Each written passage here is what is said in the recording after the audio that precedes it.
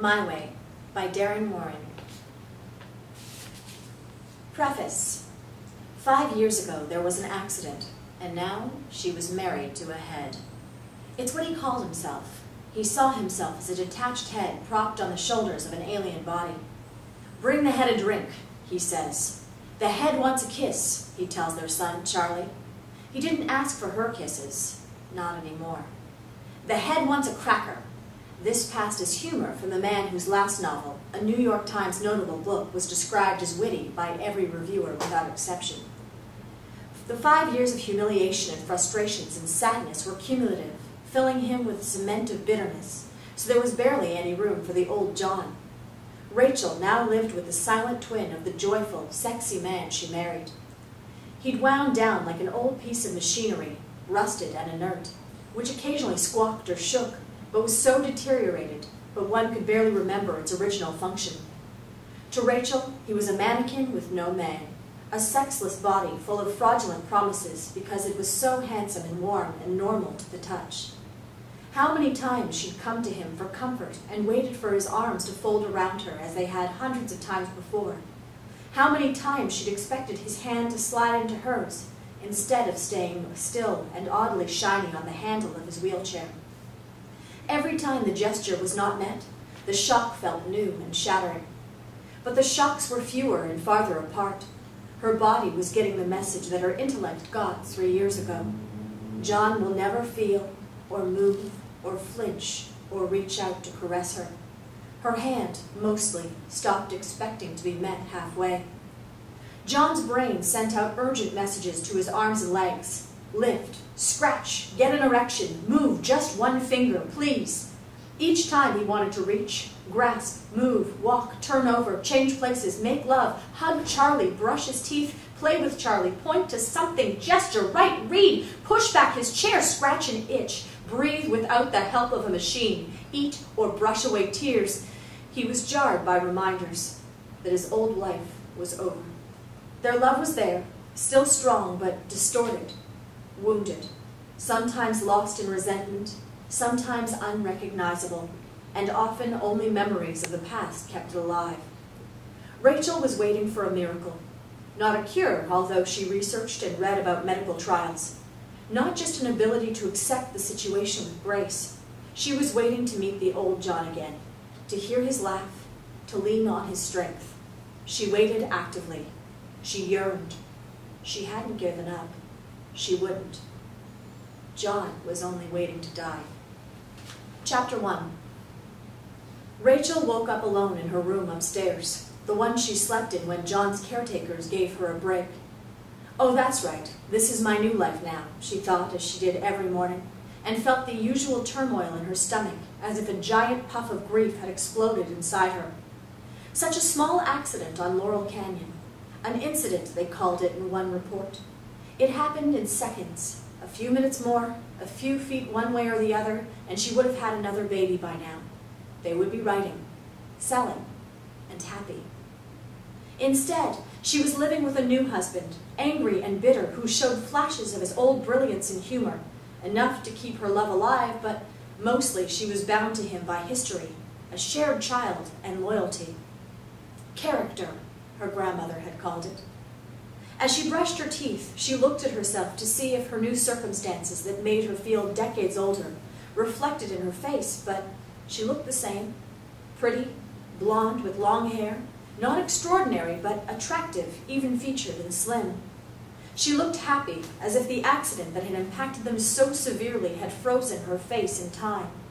No worry lines or wrinkles or frowns showed on the outside. Rachel pulled on her jeans and allowed herself to fantasize about John dead in his chair. "It wasn't my fault," she'd tell everyone. "He died from a stroke, or the machine disconnected, but I was not responsible. I did everything I could for 5 years. His attendant didn't pay attention. It's not Enrique's fault. It could have happened to anyone, but it didn't happen to me." She'd scream inside. "I'm out of here, and it wasn't my fault. Poor Enrique felt terrible, but he'll get over it. Meanwhile, I'm free." Or another fantasy. Maybe it was no one's fault. Maybe it was suicide. Maybe John rolled into a swimming pool on purpose. Rachel would explain to everyone, "We tried to get him out, but the chair weighed over 600 pounds. No one could release his belt in time. He drowned horribly with bubbles rising to the top, big loud bubbles busting on the surface of the water like gulps, then a stream of small bubbles, and then, before the first men jumped into the pool, nothing, no bubbles, just John at the bottom of the pool, his arms floating above the chair, swaying back and forth with the small currents, ghostly, gone." Rachel was strong for Charlie after the tragedy in the pool, but she cried a lot when he wasn't looking and didn't mind if people touched her shoulder with understanding. As tears rolled down her face day after day, they'd say, "She really loved him. Imagine such dedication. She never stops crying." They wouldn't know that her tears were the ones she cried on the news when a kidnapped baby was reported rescued and the parents were seen racing towards the car that was bringing him home, or when a parade went by and she was moved by everyone trying so hard, or the tears that came from watching the Special Olympics. They weren't exactly happy tears, more like acknowledging what an effort everyone made and what happy endings. Not a happy ending for John, of course, though there was the element of merciful relief, but happy for Rachel. The grief for her future, the heavy feeling in her stomach, her love for John, a jumble of pity and anger, gone. No more guilt, no more burden. "John, I must congratulate you," she'd say, "on a well-executed suicide." "Thank you, darling. I did it for us both." "Ingenious. Good for you." "It's over. Now, what's for lunch?" But of course, John was still alive downstairs, waiting for her, and she was glad. Rachel didn't really want John dead. She couldn't imagine life without him. And yet, ambivalence was her new middle name. She waited passively and illogically for them to return to normal, but what was normal in a marriage like theirs? It was something different than they had. Something they hadn't achieved yet. They had no idea what it could be. Then she remembered something positive about today. John's agent, Anne, was coming for lunch. Rachel hoped that Anne, if no one else, could get through to him and give him a reason to write again. In an exchange of emails and calls, spacing out more and more through the years, John told Anne he couldn't write anymore and he didn't want to try, but she hadn't given up. John was one of her most successful novelists, and the accident hurt her financially. She wanted a new book. Recently, Anne and Rachel had a delicate exchange of calls and emails. "What if I come to your house and speak to John in person?" Anne asked. "Would that do any good? I'll be in LA in 2 months. Let me know." Rachel, thinking he'd refuse to see Anne, did what she was taught in rehab never to do, make the patient feel more helpless than he was. She invited Anne to lunch behind his back. Anne thought John agreed to see her. Rachel brushed her teeth and then went to wake 9-year-old Charlie, still dozing under his quilt. She slipped in beside him, and he turned his back to accommodate her, spooning him from behind. He was too old now to come into her arms and cuddle. It wouldn't be long before he wouldn't allow her in his bed.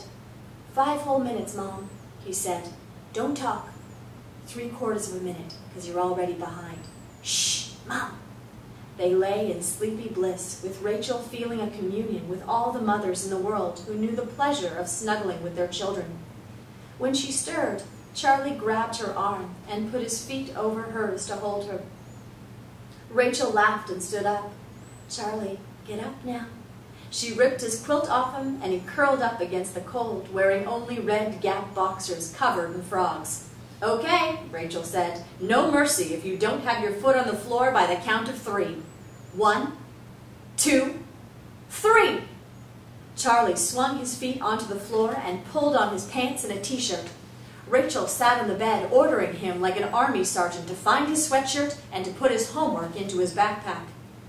"Hello?" John's mother, Reba, trilled from downstairs. "Where's my son?" "In here, Mom," Rachel heard John say, as if he were ever anywhere else but in bed at this hour. Rachel asked Reba once if she could call before she came over. Her wounded look of surprise and tight lips signaled that Reba's boundaries had been violated. "My son needs me," she said. "Nothing can or should keep me from him. I'm sorry you consider my visits an invasion. I thought I was helping you as much as I'm helping John." No, of course you're helping. I thought you could call first." After 3 or 4 calls, waiting with exaggerated patience for Rachel's approval of her visits, she showed up again without notice, and Rachel didn't say anything. After all, their friends and the aides arrived unannounced, as though 3 years hadn't passed, as though they were still a household in a state of emergency. "I'll start breakfast so you lazy bones can relax," she yelled upstairs. "Charlie," she screeched, "get up and come down. Grandma's here." "Good morning, Reba," Rachel said, looking down the stairs, her stomach tightening with irritation. "Good morning. Do you want coffee or tea?" Reba asked, as though nothing was wrong, and she hadn't left slamming the door behind her to emphasize her latest fury with Rachel.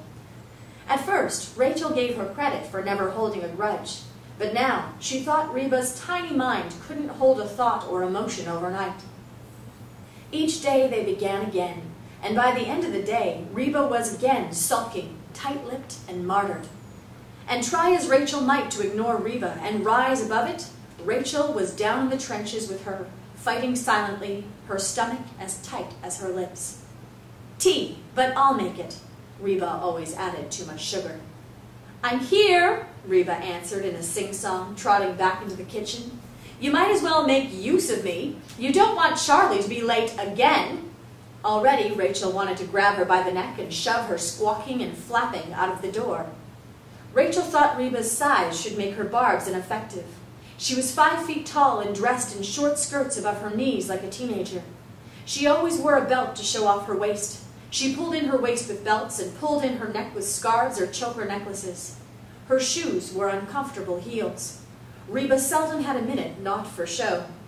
She was always up and working whatever room she was in.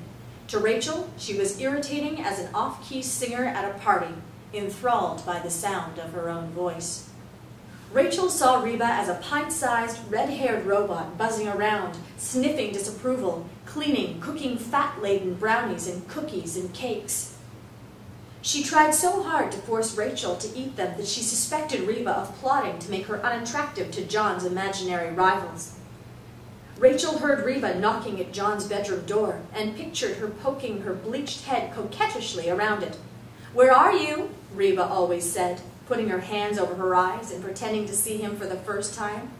"What?" she gasped with her hand over her heart, staggering backwards on her little pointy heels. "You aren't up yet, you lazy kid." "Not yet, Mom," John said, knowing his part. The game didn't bother him, and it delighted Reba. "He's never going to get up without help again," Rachel muttered under her breath. "Let's face some reality here." Rachel was wearing jeans and a long-sleeved t-shirt. Her small rebellion was dressing down and not wearing makeup until Reba had gone for the day. Reba was never without makeup, not even in the hospital when she slept there. Rachel was sure none of Reba's 3 husbands had ever seen Reba's natural face. Rachel went downstairs and followed Reba into John's room. As Reba brushed John's hair, Rachel saw John's profile reflected in the window of his bedroom and inhaled with shock at his handsome face with full lips, strong jaw, brown eyes, and dark floppy hair. Her inner flurry of adjustment reminded her that the man she married was gone. The new John was still and without expression. He sat with his arms on the wheelchair, his hands shiny and puffy and taut. Underneath his clothes, his limbs were withered and white. His bare feet belonged to a crucifixion, thin, narrow, without use. "Hi, sweetheart," Rachel said, kissing his cheek. "How did you sleep?" "Tossed and turned all night." Rachel grinned, relieved at his effort to joke.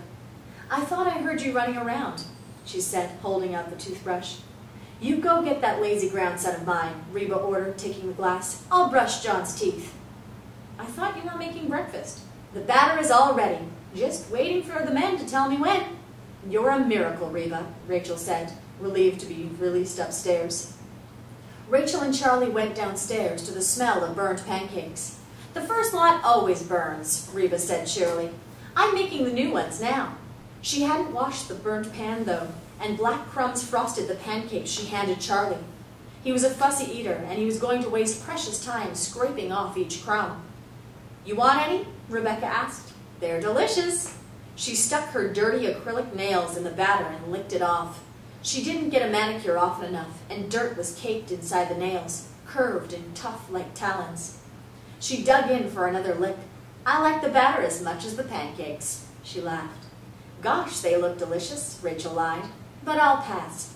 Keeping your figure? Subtext, keeping your figure for another man?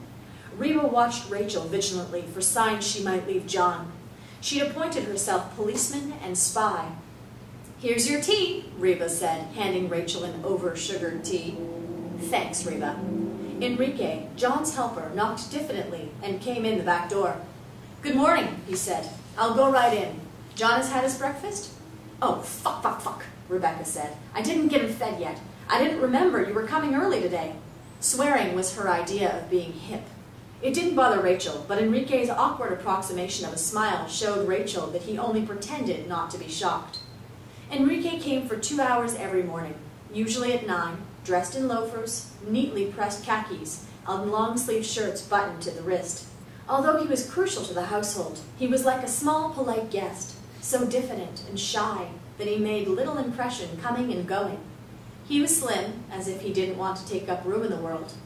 Every morning he got John into his chair, bathed him, did his bowel program, dressed him, and checked him for sores.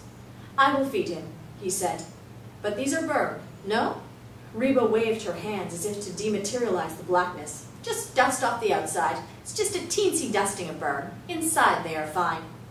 Enrique said nothing and took the plate into John, shutting the door behind him.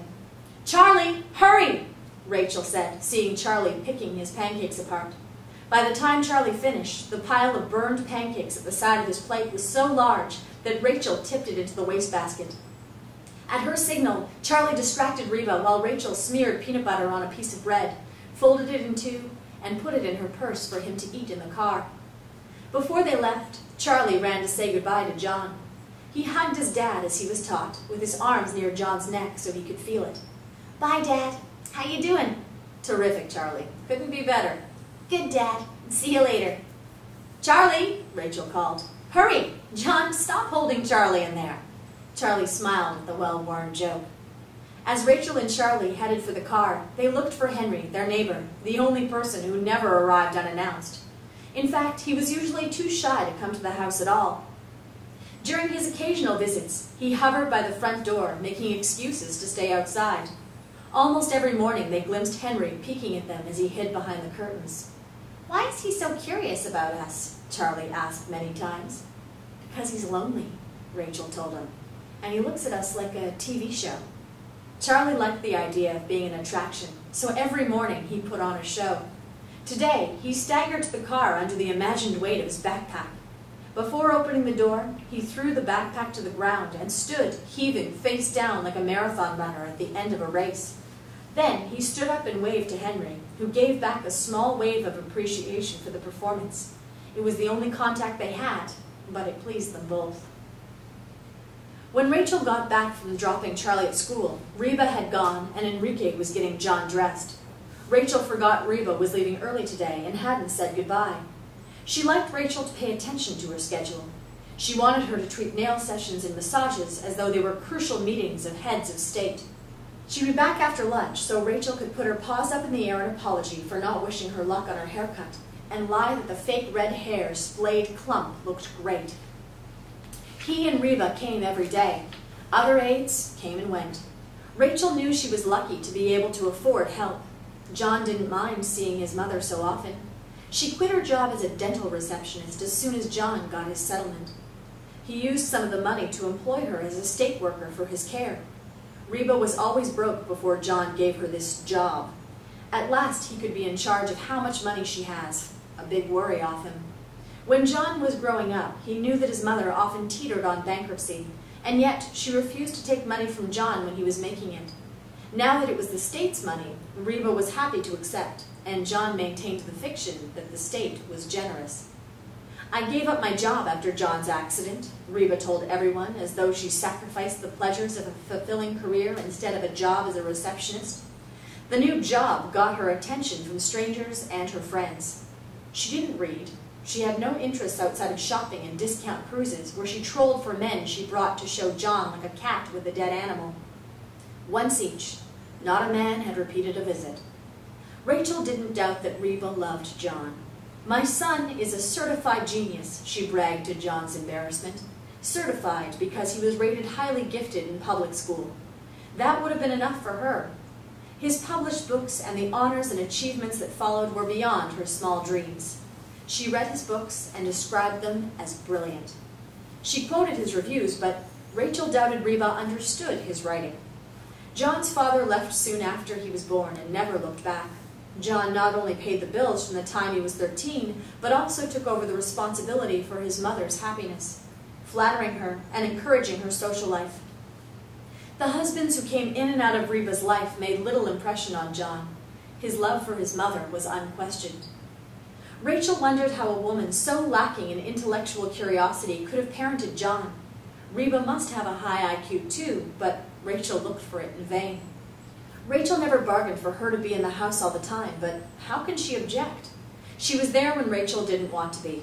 Reba got anxious if she didn't see John every day, and Rachel understood. John's life hung on the functioning of the ventilator. His breaths hissed in and out regularly, but all the what-ifs were real. What if the vent failed? What if he got a serious infection? What if a bed sore turned gangrenous? What if he fell and was injured? What if he stopped breathing and no one noticed in time? What if? What if? Both of them checked on him all the time. John was seldom alone. "Enrique and John," Rachel said outside the closed door. "I'll be in the kitchen if you need me." "I won't need you," John answered irritably.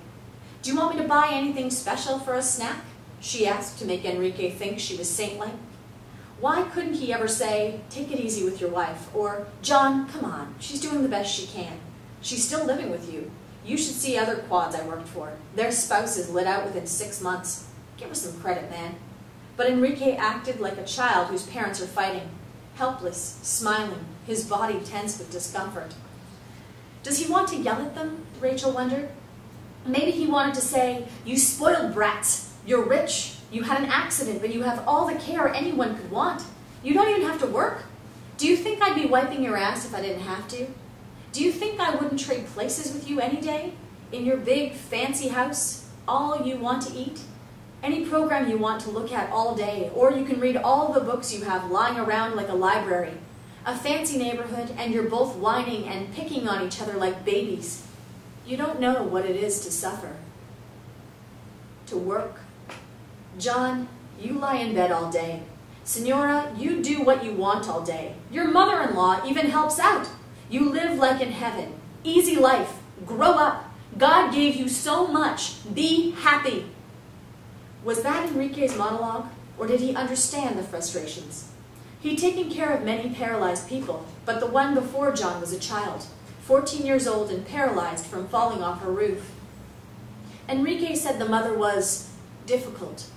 Another, worse-off story to keep them humble. A kid. He probably never had sex, and now he never would. Not the sex he had imagined.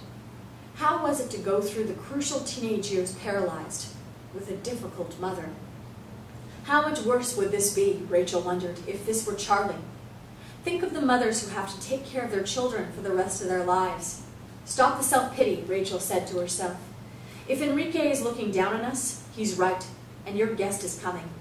Get ready. Rachel changed out of her Reba outfit into the white jeans and green silk shirt for the lunch. She set the table for 2 in the dining room, crossing her fingers that John would sit with them and talk, and that he wouldn't shout at her for inviting Anne without telling him, that their past professional relationship would force him to behave politely in front of Anne. But Rachel was worried because John yelled at everyone except Charlie and his mother. Still, Rachel hoped Anne would get him excited about a project. Rachel didn't set a place for John because he didn't like to be fed in front of people.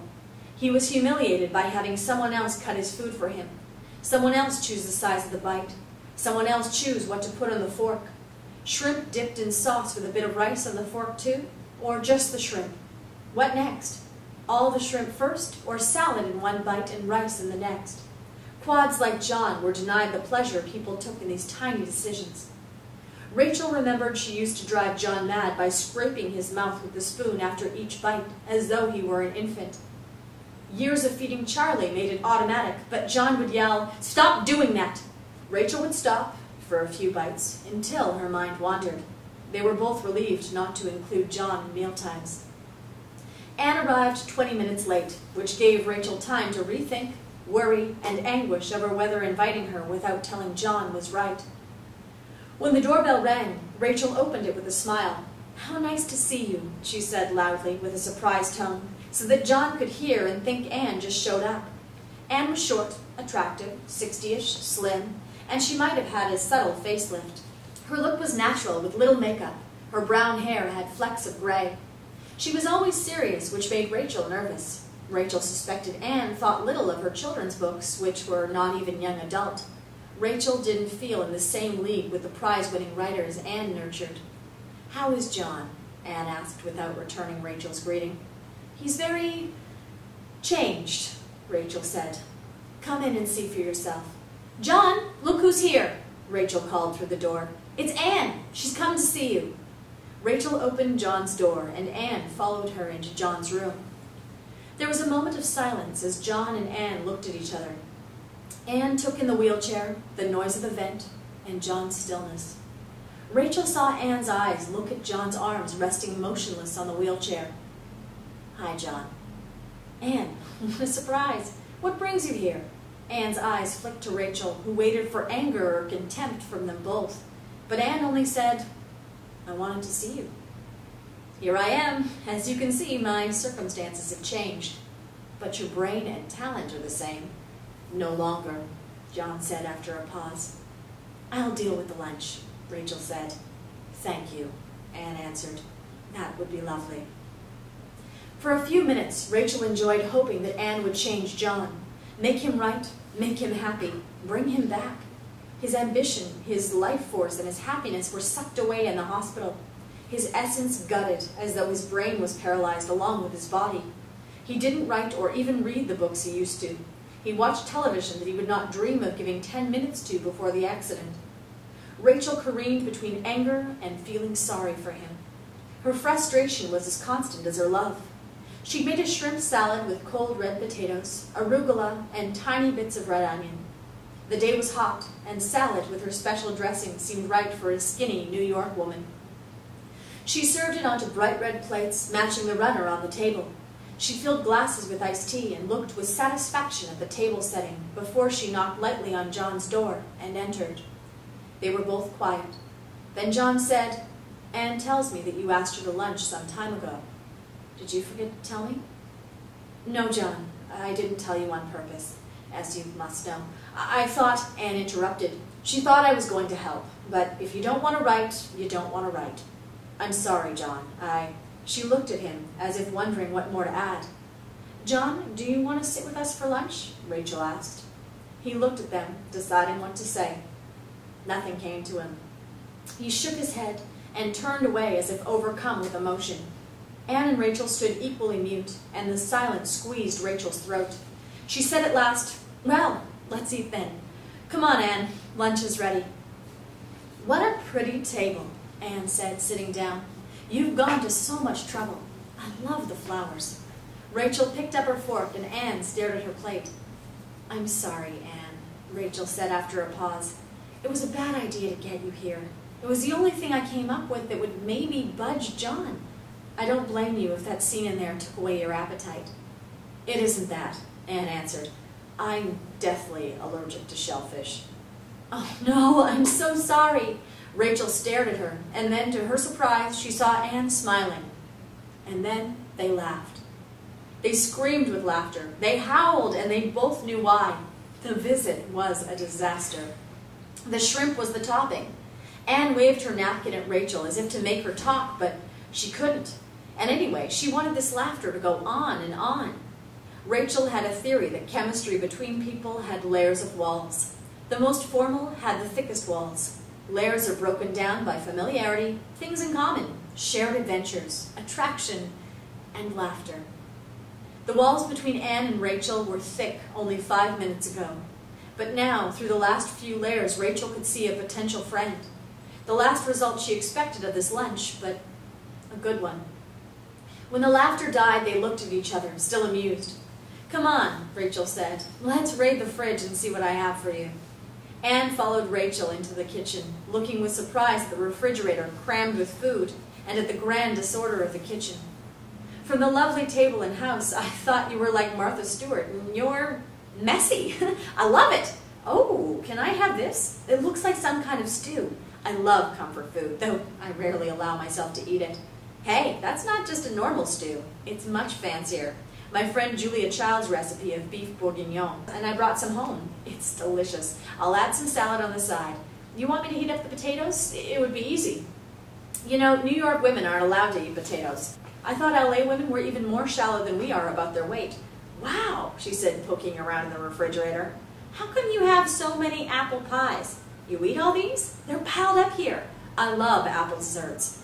Can I have a slice later? No potatoes, but pastry is okay? I choose my poisons. Anne laughed. Did you make all these? They're made by our neighbor. He entered a tarte tatin contest, and he's made over 300 tarts trying to get them right. It's a very, very serious contest by some culinary place here. He's going to bring a hot one just out of the oven over for lunch. You're not supposed to eat them hot, but he knows I like them. If he doesn't make it in time, there are 4 he brought yesterday, and more from the day before that. Take a tart home, please. I have way too many, and it's hard to find people to take them all. He's a tad obsessive, and Anne straightened up from the fridge. You're a nice person, Rachel, she said. Do you have a halo yet? Anne's kindness stung Rachel's eyes. Before she answered, a tiny noise at the kitchen door, a tap rather than a knock, announced Henry's arrival. Rachel peeked through the window to see him balancing 3 tarte tatins, what he called the most complicated apple pie in the world. He looked as though he might drop one or all of them. I know, 3. His wispy hair, rueful half-smile, and hesitant manner made him look like a younger brother of Woody Allen.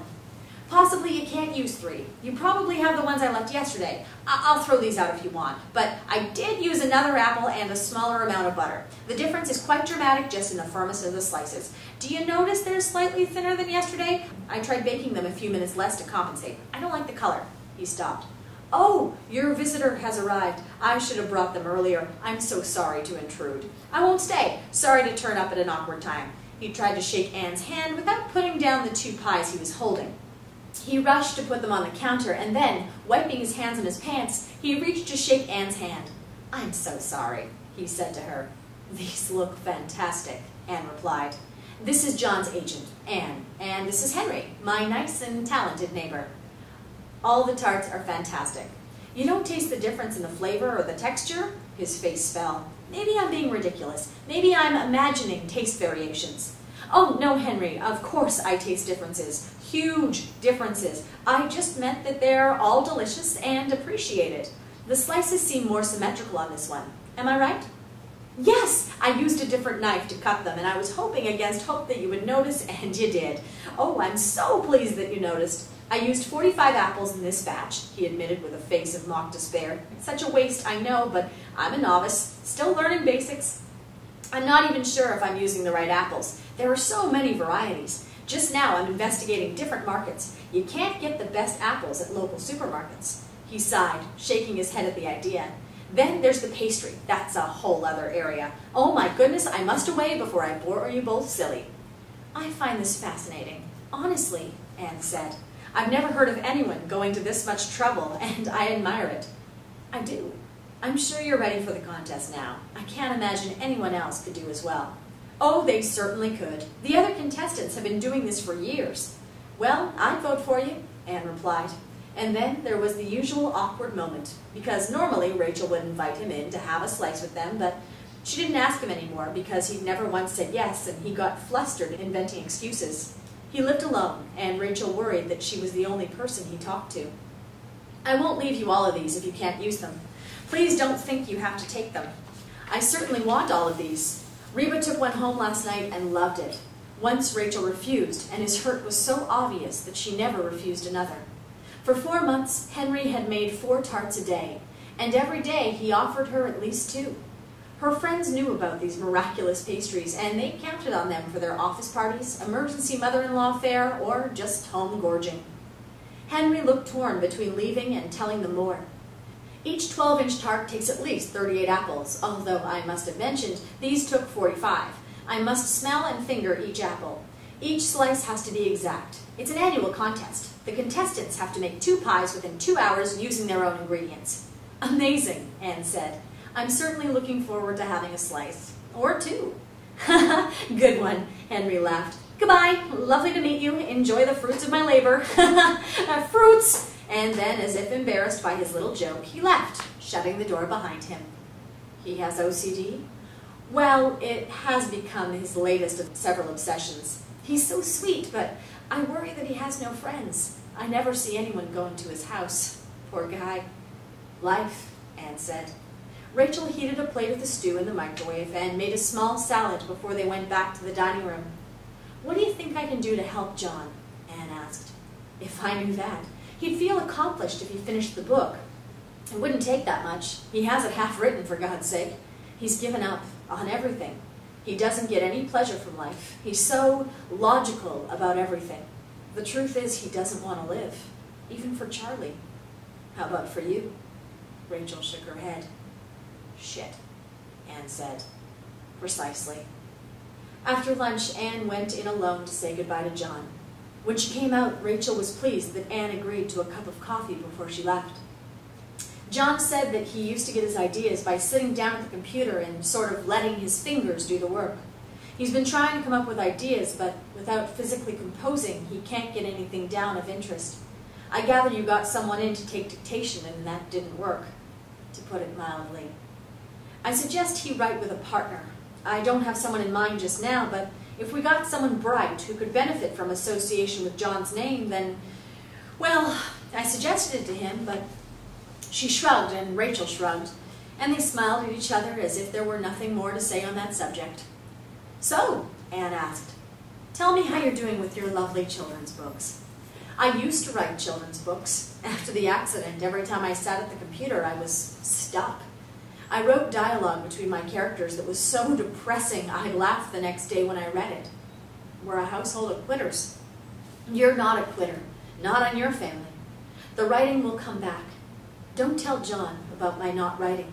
I still write, just nothing publishable. I actually started a diary about our life after the accident. I called my agent about taking my musings seriously and writing a book. She only reps children's fiction, but she said in her southern accent, "Really, Rachel? Isn't it just a tiny bit depressing? But I'm sure all three people who want to read it will love it." Anne laughed. Rachel hoped that Anne would offer to rep it herself. Instead, she said, "I don't do memoirs, but I agree it sounds like a hard sell. You write children's books. That's a gift. You're a strong woman. You'll get back to them. I have no doubt. I hope. Please tell me what I can do for John. Anything. I hate seeing him like this. I can't blame him for being depressed. God, I feel sorry for him." Rachel was silent. Everyone felt sorry for John. She felt sorry for him. Who wouldn't? But it's just as much her accident. Who cried for Christopher Reeve's wife? Not until she got cancer and died did people cry for her. Who cried for military wives dealing with PTSD or wiping feces off their injured husband's rear end? The men were heroes and the women were not even worthy of thought. Rachel got only a nod for her predicament. 37 and married to a eunuch, a depressed eunuch. Her dreams, too, had been distorted. She ached to feel the weight of an infant in her arms again. She and John wanted 3 kids, not 1. She wanted family dinners with kids fighting and loving each other. She wanted a little boy who was sure he was going to marry her the way Charlie used to. She wanted a daughter. She wants. What if I come by again? Anne asked. I'll be here in a month. I want more tarte tatin. Will Henry still be making them? The contest isn't for another 7 months. I'll have to get another refrigerator. I give them to soup kitchens and passers-by and friends, but I still have too many. Please take a dozen or 6 dozen with you. I'm in a hotel, otherwise I certainly would. Rachel and Anne hugged goodbye. The lunch had gone better than expected, but there would be no miracle this day.